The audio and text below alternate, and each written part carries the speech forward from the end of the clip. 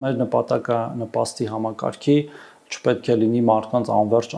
աղքատության մեջ պահելը, ինչը ցավոք սրտի այդպես է եղել եւ ես այդտեղ նաեւ քաղաքական նպատակ եմ տեսնում, երբ որ ժամանակին 100,000-ավոր քաղաքացիների վճարվել են այդ 18 կամ 20,000 դրամ ամսական նպաստները եւ ընտրությունների ժամանակ դա ըստ էության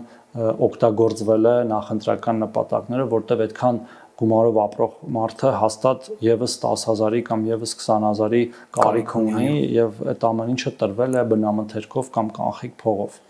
Հիմա ինչ ենք մենք անում դրա դեմ, հա, եթե վերադառնանք բուն հարցին։ Մենք հիմա փորձարկում ենք մի պիլոտային ծրագիր Սյունիքի եւ Կոտայքի մարզերում, որը հենց հիմա ընթացքի մեջ է, որի իմաստը հետեւյալն է. գնահատման նոր համակարգով, որը տարբերվում է այդ նախկին համակարգից, գնահատել իրական կարիքները ընտանիքի եւ համադրելով նրա իրական եկամուտների հետ, այսինքն թե ինքը ինչքան է թոշակ ստանում եւ ինքը ինչքան պետք է ծախսի, կախված ընտանիքի կառուցվածքից, ընտանիքի անդամների թվից, ընտանիքի անդամների հաշմանդամություն ունենալու հանգամանքից, մենք փոխհատուցելու ենք այդ ընտանիքի եկամուտի եւ իրական ծախսի տարբերությունը, իհարկե նվազագույն այդ բաներով, զամբյուղներով։